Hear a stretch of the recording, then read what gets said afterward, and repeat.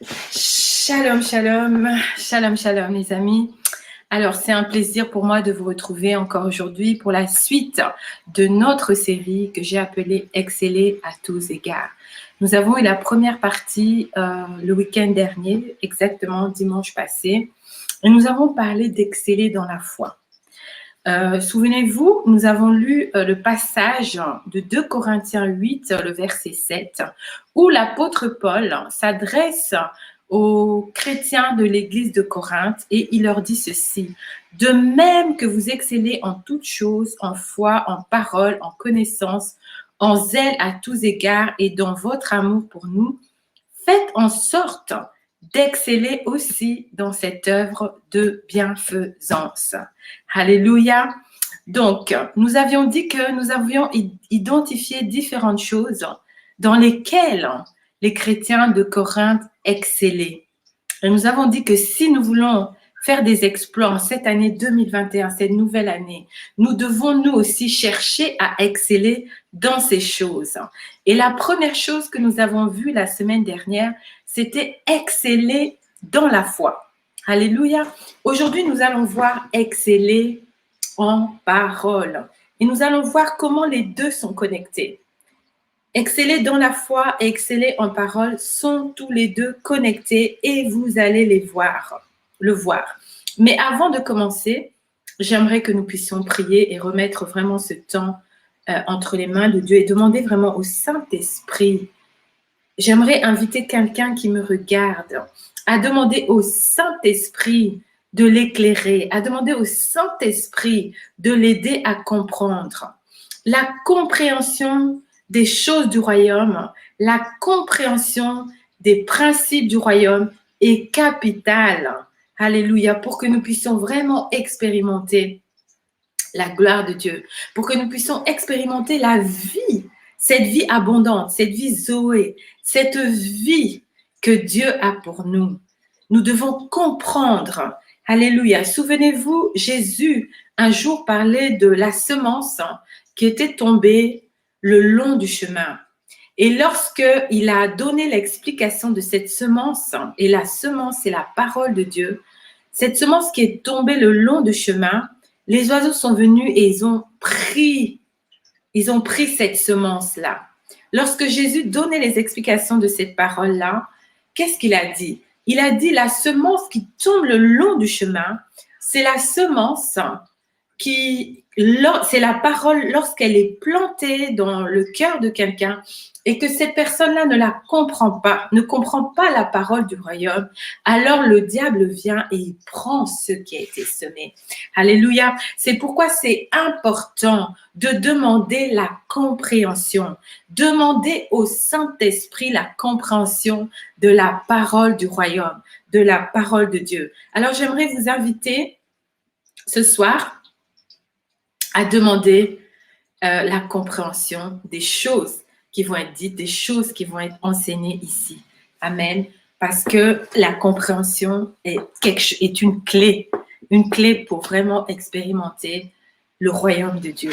Amen. Donc, prions. Alléluia. Saint-Esprit de Dieu, je te bénis encore ce soir. Je te rends grâce. Je te dis merci. Merci pour cette opportunité que j'ai de pouvoir partager la parole au travers des réseaux sociaux, au travers de cette chaîne, au travers de YouTube. Je te bénis, Seigneur, et je bénis chaque personne qui va suivre cette vidéo, qui va écouter cette vidéo, qui va écouter cet enseignement. Je prie, Seigneur, que sa vie ne soit plus la même, que sa vie soit changée, que sa vie soit transformée, que sa compréhension des choses du royaume, que sa compréhension des choses de Dieu soit changée et transformée. Je prie, Seigneur, comme tu l'as dit dans ta parole, soyez renouvelés par par le changement de vos pensées, que nous soyons transformés ce soir, que nous soyons renouvelés. Alléluia. Que nous comprenions les choses de la manière dont tu veux que nous puissions les comprendre. Je bénis chaque personne qui va regarder cette vidéo au nom puissant de Jésus. Je déclare la faveur et la grâce de Dieu dans leur vie. Je déclare que chaque personne qui va regarder cette vidéo va expérimenter la puissance du royaume de Dieu, va expérimenter la gloire de Dieu dans sa vie dans le nom puissant de Jésus. Merci Saint-Esprit de Dieu. Alléluia. Je te bénis et je te rends grâce. Bénis cet enseignement au nom puissant de Jésus. Alléluia. Amen. Gloire à Dieu. Donc aujourd'hui, le thème, c'est exceller en parole et j'ai rajouté à côté du thème, vos paroles comptent. Et vous allez voir l'importance de nos paroles. Alléluia. Vous allez comprendre l'importance de nos paroles. La première chose que j'aimerais dire, le premier point, c'est que les gens de foi ont un langage. Et leur langage, ce n'est pas le langage commun. Alléluia. Le langage des hommes et des femmes de foi. Le langage des enfants de Dieu. Le langage des disciples de Jésus n'est pas un langage commun. Et nous allons voir ça dans Matthieu au chapitre 26. Ouvrons nos Bibles, ouvrez vos Bibles avec moi dans Matthieu chapitre 26. Alléluia. Matthieu chapitre 26. Je prends mes lunettes. Matthieu 26.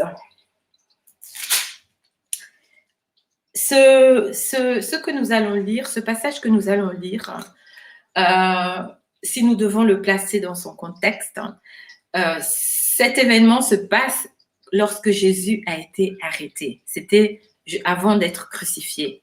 Amen. Jésus avait dit à Pierre, tu vas me renier 3 fois. Alléluia. Et c'est ce qui est en train de se passer. Nous allons le lire. Amen. Je lis donc Matthieu 26 à partir du verset 69. Cependant, Pierre était assis dehors dans la cour. Une servante s'approcha de lui et dit, toi aussi tu étais avec Jésus le Galiléen. Mais il le nia devant tous, disant, je ne sais pas ce que tu veux dire. Verset 71. Comme il se dirigeait vers la porte, une autre servante le vit et dit à ceux qui se trouvaient là, celui-ci était aussi avec Jésus de Nazareth.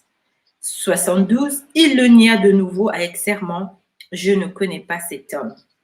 Peu après, ceux qui étaient là, s'étant approchés, dirent à Pierre, certainement tu es aussi de ces gens-là, car ton langage te fait reconnaître. Alléluia. Ton langage te fait reconnaître. Alléluia. Le langage, c'est la capacité de communiquer. Le langage, c'est aussi la manière de parler qui est propre à un groupe social, un groupe de personnes, un groupe professionnel ou à une discipline ou un domaine d'activité. Alléluia. Jésus et ses disciples, ils avaient un langage qui leur est très propre. Et c'est pour ça, lorsque Pierre a été identifié par sa façon de parler. Alléluia. Ici, il lui est dit, certainement tu es aussi de ces gens-là, car ton langage te fait reconnaître. Alléluia. Pierre a été reconnu comme étant un disciple de Jésus à cause de son langage, à cause de sa manière de communiquer, à cause de sa manière de parler. Alléluia. Cela veut simplement dire qu'il y a un langage qui est spécifique aux enfants de Dieu. Et ici, je ne parle pas du patois de Canaan. Alléluia. Vous savez, c'est quoi le patois de Canaan? Le patois de Canaan, c'est lorsque nous employons des mots spirituels, donc des mots qui sont vraiment spécifiques à l'Église. Alléluia. Et que nous employons ces mots-là, même dans un milieu séculier, n'importe où. Donc, on appelle ça le patois de Canaan. Je ne parle pas du patois de Canaan. Je parle d'une manière de parler. Je parle d'une manière de s'exprimer. Je parle d'une manière de communiquer qui appartient aux enfants de Dieu, qui appartient aux disciples, qui appartient à ceux qui suivent Christ. Alléluia. Pierre n'a pas été identifié à cause de sa façon de s'habiller. Pierre n'a pas été identifié à cause de sa façon de se coiffer. Pierre n'a pas été identifié à cause de son apparence extérieure, mais Pierre a été identifié à cause de sa manière de parler. Certainement, toi aussi, tu es aussi de ces gens-là, car ton langage te fait connaître. Ce n'était pas son apparence, ce n'était pas son habit, ce n'était pas la façon dont il était vêtu qui a fait que ces gens ont reconnu qu'il était avec Jésus, mais c'était sa façon de parler, c'était sa façon de communiquer. J'aimerais bien dire à quelqu'un, parce que j'en profite, je fais une parenthèse, j'en profite pour le dire, parce que sur les réseaux sociaux, sur YouTube, je suis tombée il y a quelques jours de cela sur des vidéos qui disent que voilà, si une femme porte des bijoux, si une femme se maquille, si une femme porte des pantalons, si une femme porte des mèches, elle va aller en enfer. Alléluia. Donc, j'aimerais dire aux personnes qui croient dans ces fables, parce que ce sont des fables, j'aimerais dire qu'un disciple de Jésus-Christ n'est pas reconnu à sa façon de s'habiller, à son apparence extérieure, mais à sa façon de parler. Alléluia. La Bible dit que ce n'est pas, alléluia, ceux qui entrent dans le corps de l'homme qui le souillent, mais c'est ce qui sort de son cœur. Amen. Ce n'est pas ce que tu mets sur toi, ce ne sont pas tes habits qui te souillent, c'est ce qui vient de ton cœur. Amen. Et ici, Pierre a été reconnu non pas à cause de son apparence, non pas à cause de sa façon d'être habillé, mais à cause de son langage. Cela veut dire qu'il y a un langage spécifique aux enfants de Dieu. Il y a un langage spécifique à ceux qui ont la foi. Il y a un langage spécifique à ceux qui appartiennent à Dieu, à ceux qui font partie de la famille de Dieu. Amen. Et qu'est-ce que c'est que ce langage? Alléluia. J'aimerais bien dire à quelqu'un, et c'est pourquoi on se rejoint avec, je rejoins la vidéo que j'ai fait précédemment sur exceller dans la foi. Le langage du peuple de Dieu, le langage d'un enfant de Dieu, c'est la foi. C'est le langage de la foi. C'est parler comme Dieu parle. Lisons Romains 4, le verset 17. Qu'est-ce que Romains 4, verset 17 dit? Alléluia, lisons-le vite. Romains 4, verset 17. La Bible dit ceci. Alors, nous pouvons lire, oui, verset 17. « Je t'ai établi père d'un grand nombre de nations. Il est notre père devant celui auquel il a cru, Dieu qui donne la vie aux morts et qui appelle les choses qui ne sont point comme si elles étaient. » Alléluia. Dieu qui donne la vie aux morts et qui appelle les choses qui ne sont point comme si elles étaient. C'est le langage de Dieu, c'est le langage de la foi et c'est le langage de quelqu'un qui est un disciple de Christ, de quelqu'un qui suit Christ, d'un enfant de Dieu, d'un fils du royaume. Amen. Le langage de la foi donne la prééminence à la vérité sur les faits. Alléluia. Les faits. Tu peux avoir des symptômes dans ton corps. Tu peux avoir des douleurs. C'est un fait. Alléluia. Mais sache que peut-être qu'on t'a dit que tu as une maladie, peut-être même que la médecine t'a condamné. Mais sache que c'est un fait. Un fait, c'est quelque chose qui peut changer. C'est quelque chose qui peut changer à tout moment. Alléluia. C'est peut-être qu'aujourd'hui, tu n'as pas d'argent, mais c'est un fait. C'est un fait. Cette situation peut changer du jour au lendemain. Peut-être qu'aujourd'hui, tu n'es pas marié, mais c'est un fait. Cette situation peut changer du jour au lendemain. Alléluia. Peut-être que tu n'as pas d'enfant. Cela est un fait. C'est quelque chose qui peut changer du jour au lendemain. Peut-être qu'aujourd'hui, tu es au chômage. C'est un fait. C'est une situation qui peut changer du jour au lendemain. Et le langage de la foi donne la prééminence à la vérité sur les faits. La vérité, c'est la parole de Dieu. Peut-être que les médecins t'ont condamné. Peut-être que les médecins ont dit que tu allais mourir de la maladie que tu as. Peut-être que les médecins t'ont donné 3 mois à vivre, 4 mois à vivre, 5 mois à vivre, 6 mois à vivre. Mais la Bible dit ceci, tu ne mourras pas, tu vivras et tu proclameras les œuvres de l'Éternel. La parole de Dieu dit ceci, que tu vas mourir rassasié de jours après une longue et heureuse vieillesse. C'est ça la vérité. Dans les faits, peut-être que les médecins t'ont condamné. Dans les faits, peut-être qu'on t'a dit que tu allais mourir de ta maladie. Dans les faits, peut-être que tu as mal partout, tu ressens des symptômes dans ton corps. Mais la vérité est que par les meurtrissures de Jésus à la croix, tu es guéri de toute maladie. Non pas tu seras guéri, mais tu es déjà guéri. Alléluia, parce que la parole de Dieu, elle est établie dans les cieux. Amen. La parole de Dieu est établie dans les cieux. Et le langage de la foi donne la prééminence à la vérité, donne la prééminence à la parole de Dieu sur les faits.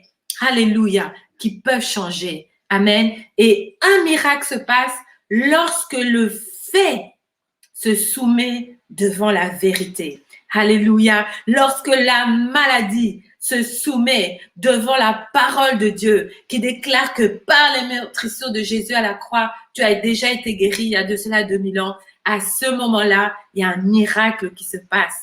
Alléluia. Le langage de la foi donne la prééminence à la parole de Dieu. Le langage de la foi donne la prééminence à la parole de Dieu. Le langage de la foi donne la prééminence à la vérité sur les faits.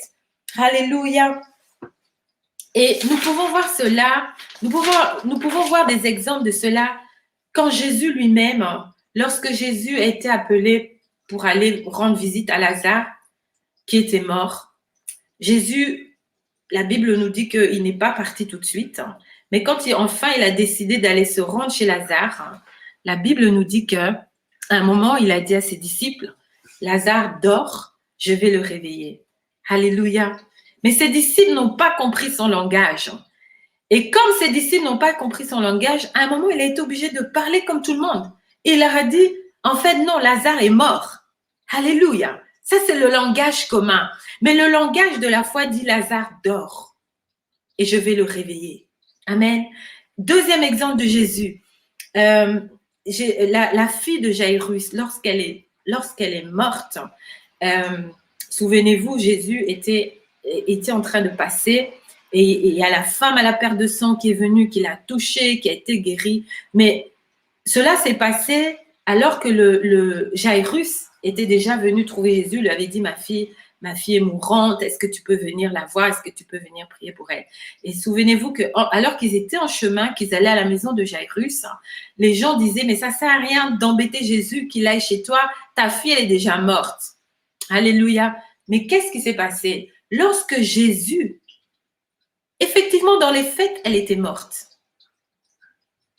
Mais là, dans la vérité, elle vivait. Alléluia. Lorsque Jésus est arrivé, Jésus a dit, elle dort. Alléluia. Elle dort. Jésus n'a pas dit, elle est morte. Jésus a dit, elle dort. Alléluia. Et je vais vous donner encore un troisième exemple. La femme sunamite. Alléluia. L'histoire se trouve dans 2 Rois 4, du verset 1 à 37. La Bible nous raconte l'histoire de cette femme sunamite qui n'avait pas d'enfant et qui a reçu Élisée dans sa maison, qui a reçu le prophète Élisée dans sa maison. Et le prophète Élisée a prophétisé, il lui a dit, dans 1 an, tu vas avoir un enfant. Amen.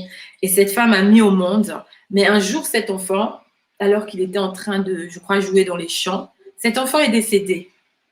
Et qu'est-ce qu'elle a fait? Elle a pris l'enfant et elle allait le mettre dans la chambre dans laquelle elle avait l'habitude de recevoir le prophète Élisée. Alléluia. Et ensuite, elle est sortie.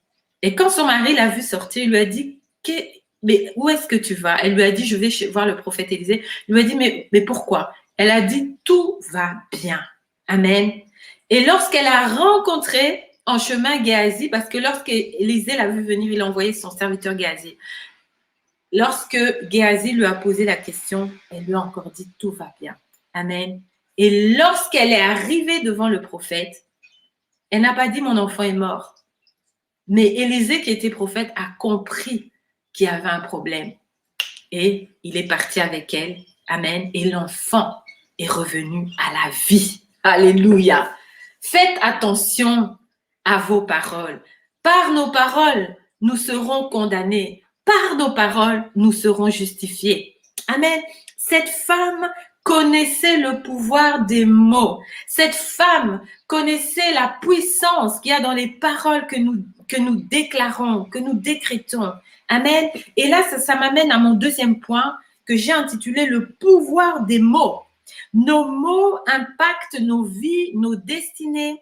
non seulement nos vies, nos destinées, mais la vie de nos enfants, la destinée de nos enfants. Amen. Tout ce que nous serons, tout ce que nos enfants seront, tout ce que nous accomplirons, tout ce que nos enfants accompliront, vont expérimenter dépend de la façon dont nous choisissons de gouverner notre langue. Amen. Lorsque Dieu a créé le monde, il a utilisé le langage, les mots. Il a articulé des mots, alléluia, qui pouvaient engendrer l'image qu'il voyait dans ses pensées. Alléluia. Lorsque Dieu a créé l'homme, il a créé à son image et à sa ressemblance. Dieu est esprit. Je l'ai dit dans ma dernière vidéo et je le répéterai souvent. Donc l'homme est avant tout un esprit. Amen. Mais il y a une version intéressante de la Bible qui nous parle de Genèse 2:7. Genèse 2:7 nous montre comment Dieu a pris l'homme de la poussière du sol et comment il a soufflé le souffle de vie dans ses narines. Et nos versions traditionnelles disent « Et l'homme est devenu une âme vivante ».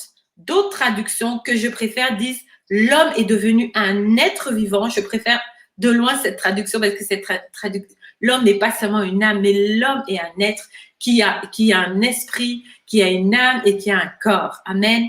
Donc, mais il y a cette version intéressante qui est de la Chumash Bible. Et au lieu de dire l'homme est devenu un être vivant ou l'homme est devenu une âme vivante, cette version dit que l'homme est devenu un esprit qui parle. Alléluia. L'homme est devenu un esprit qui parle. Amen. Donc, la parole nous a été donnée principalement, non pas pour communiquer, mais pour créer comme Dieu. Alléluia. Souvenez-vous, lorsque Dieu a créé l'homme, il a dit, faisons l'homme à notre image et à notre ressemblance et qu'il domine. Lorsque Dieu disait ça, il parlait à l'esprit. Et comment est-ce que l'esprit devait dominer? C'était en parlant, c'était en déclarant, c'était en décrétant, de la même manière que Dieu l'a fait en créant le monde. Alléluia. Et c'est pourquoi nous sommes des esprits qui parlent. C'est pourquoi nos paroles ont du pouvoir. C'est pourquoi nos mots ont un pouvoir. C'est pourquoi nos paroles ont un pouvoir. Alléluia. Et nous devons réaliser cela. Lorsque j'ai réalisé cela, la première fois où j'ai vraiment eu la réalisation la révélation de cela, j'ai commencé à écouter les gens autour de moi parler. Et j'ai dit, mais ils n'ont pas compris pourquoi ils ont reçu le langage. Parce que s'ils avaient compris, ils n'allaient pas parler comme ils sont en train de parler. Amen. Ils n'allaient pas parler comme ils sont en train de parler. Alléluia. La deuxième chose que je voudrais dire sur le pouvoir des mots, c'est que les mots libérés dans l'atmosphère ne disparaissent pas. Alléluia. Lorsque tu dis quelque chose, lorsque tu dis un mot, lorsque tu dis quelque chose à quelqu'un, par exemple, il y a des femmes, je suis désolée de le dire, qui insultent leurs enfants. Toi, imbécile, tu n'arriveras jamais à rien. Tu es bête. Alléluia. Tu es bête, tu es bête. Tu n'arriveras jamais à rien. Tu feras jamais rien de bon dans la vie. Sache que ces paroles-là restent dans l'atmosphère. Amen. Les paroles libérées dans l'atmosphère ne disparaissent pas. À moins que toi-même, non, tu réalises que tu as prononcé des mauvaises paroles. Et la Bible, Jésus a dit, je vous ai donné le pouvoir de lier. Ce que vous lirez sur la terre sera lié dans les cieux. Ce que vous délirez sur la terre sera délié dans les cieux. À moins que tu utilises le pouvoir maintenant pour lier ces paroles-là. Mais sans cela, ces paroles restent. Alléluia. Ces paroles restent. Donc, elles restent non seulement, elles n'ont pas de limite géographique, elles sont suspendues et elles incubent là. Elles sont là dans le domaine de l'esprit et elles attendent le bon moment et les conditions favorables pour maintenant se manifester. Alléluia. Et nous voyons cet exemple dans la Bible, dans Josué 6 au verset 26, nous voyons que Josué a maudit la ville de Jéricho. Qu'est-ce que Josué a dit? Nous pouvons lire dans Josué 6, le verset 26. Qu'est-ce que Josué a dit? Alléluia. Shalabababa. Josué 6, le verset 26. Josué 6. Voilà. Lorsque les murailles de Jéricho se sont écroulées, voici ce que Josué a dit. Ce fut alors que Josué jura en disant, « Maudit soit devant l'Éternel l'homme qui se lèvera pour rebâtir cette ville de Jéricho. Il en jettera les fondements au prix de son premier-né et il en posera les portes au prix de son plus jeune fils. » Regardez maintenant ce qui s'est passé 600 ans plus tard. C'est pour vous dire que les paroles restent suspendues dans l'atmosphère et elles attendent le moment opportun pour se manifester. C'est pourquoi nos mots, nos paroles ne sont pas anodines. C'est pourquoi j'ai intitulé ce message « Exceller en paroles » et nos mots et nos paroles importent.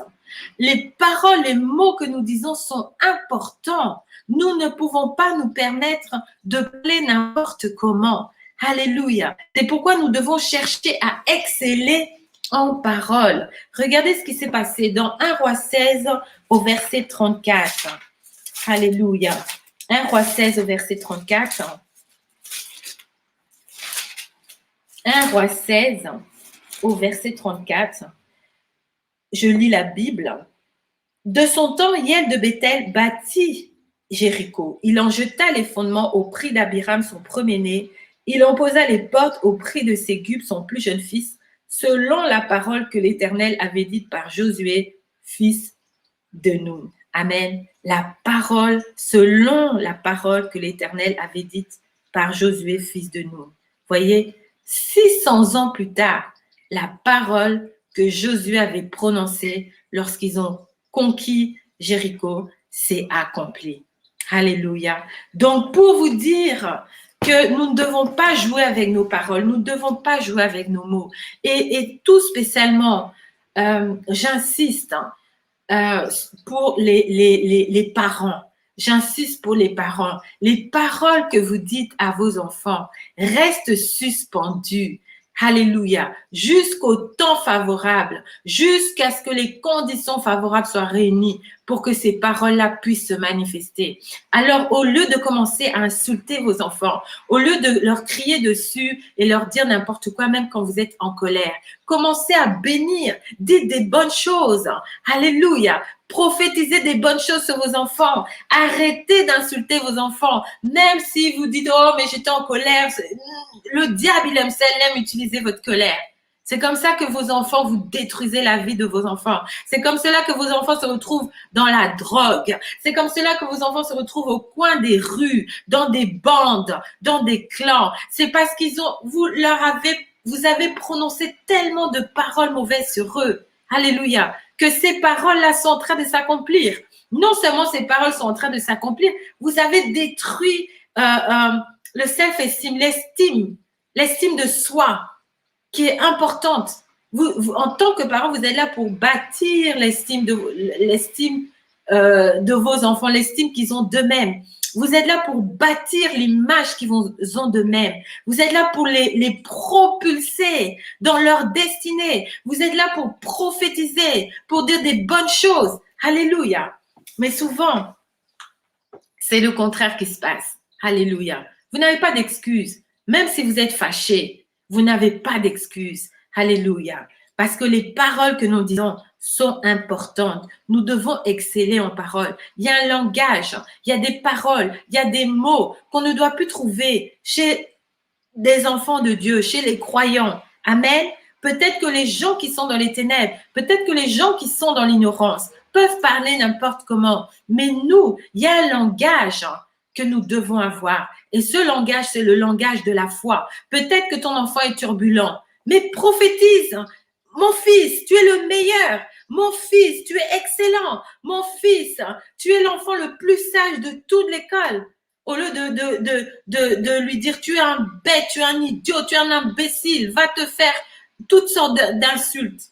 Peut-être il y a certaines personnes qui m'écoutent qui disent, ah bon, il y a des mères qui parlent comme ça à leurs enfants. Oui, il y a des mères qui parlent comme ça à leurs enfants. Amen. La troisième chose, l'univers a été créé pour répondre aux mots. Alléluia.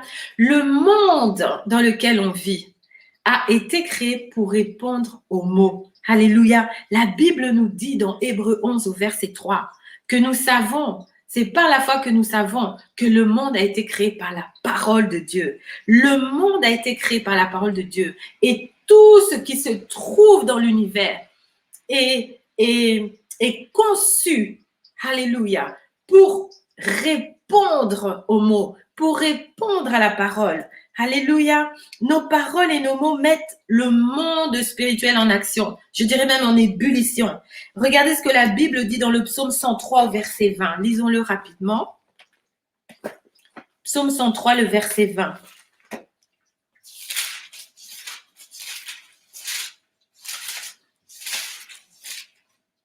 La Bible dit ceci. Bénissez l'Éternel, vous, ses anges qui êtes puissants en force et qui exécutez ses ordres en obéissant à la voix de sa parole. Alléluia. Les anges obéissent à la voix de la parole de Dieu. Qui est la voix de la parole de Dieu? La voix de la parole de Dieu, c'est toi. Lorsque tu mets la parole de Dieu dans ta bouche, lorsque ce qui sort de ta bouche, c'est la parole de Dieu, les anges obéissent. Les anges se mettent en action. Alléluia. Si tu déclares la guérison, les anges de la guérison se mettent en action. Si tu déclares la percée, les anges de la percée se mettent en action. Si tu déclares la prospérité, les anges de la prospérité se mettent en action. Si tu déclares le succès, les anges du succès se mettent en action. Alléluia. Mais si tu déclares des mauvaises choses, il y a aussi les anges déchus. Amen. Qui font partie maintenant de l'armée du diable. Et lorsque nous disons des mauvaises choses, lorsque nous faisons sortir des mauvaises paroles de nos bouches, lorsque nous maudissons, ce sont ces anges-là qui utilisent ces paroles-là pour travailler maintenant contre nous, contre nos vies, contre la vie de nos enfants. Amen. La Bible dit, quatrième point, que nous avons reçu le pouvoir de choisir. La Bible dit dans Deutéronome 30 au verset 19, nous allons le lire, Deutéronome 30, le verset 19.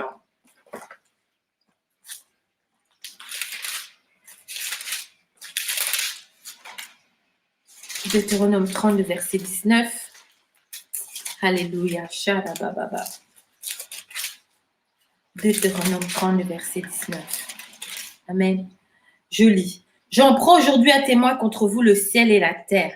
J'ai mis devant toi la vie et la mort, la bénédiction et la malédiction. Choisis la vie afin que tu vives toi et ta postérité. Et Proverbe 18, le verset 21 dit ceci. Alléluia. Proverbe 18, le verset 21 dit ceci. 20 et 21. C'est du fruit de sa bouche que l'homme rassasie son corps. C'est du produit de ses lèvres qui se rassasie. La mort et la vie sont au pouvoir de la langue. Quiconque l'aime en mangera les fruits. Alléluia.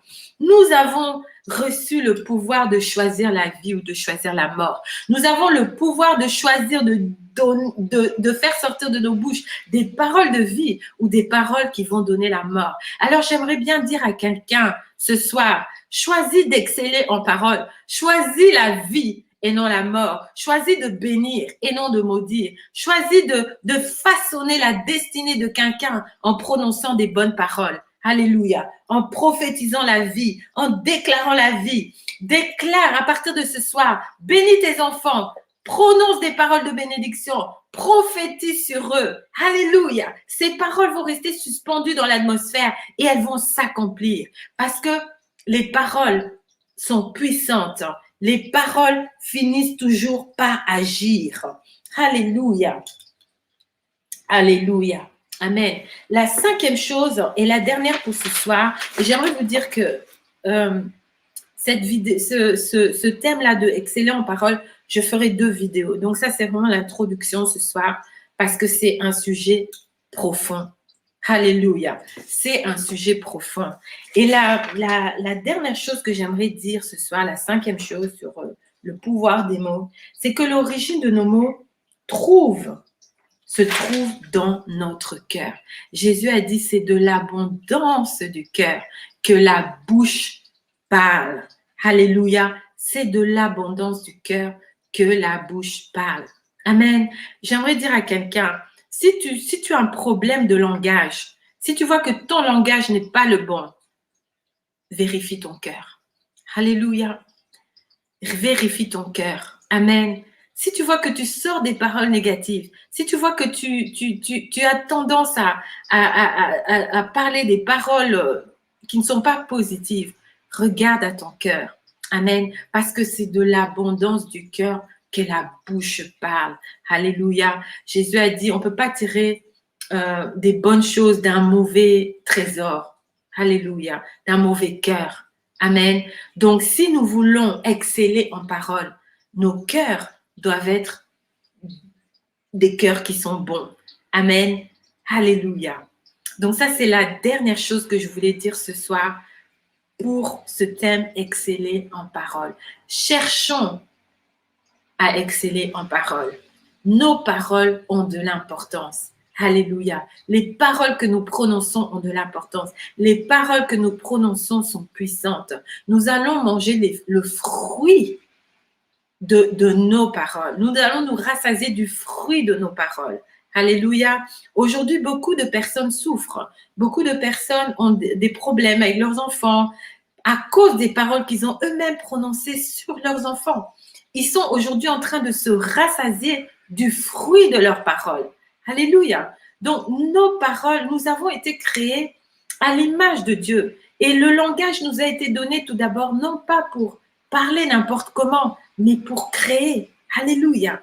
Donc, choisis d'utiliser des mots qui vont donner la vie, qui vont apporter la vie dans ta famille, dans ton environnement, là où tu te trouves. Déclare des bonnes paroles. Bénis ta famille, bénis ta maison, bénis ton pays, bénis ta nation, bénis les gens avec qui tu es, les gens avec qui tu travailles, bénis ton entourage. Alléluia. Nos paroles importent. Alléluia. Et nous devons prendre la décision d'exceller en parole. Alléluia. Je vous bénis ce soir. Comme je l'ai dit, je ferai une deuxième vidéo concernant ce sujet. Amen. Parce que nous n'avons pas fini. Alléluia. Gloire à Dieu. Soyez bénis, soyez puissamment bénis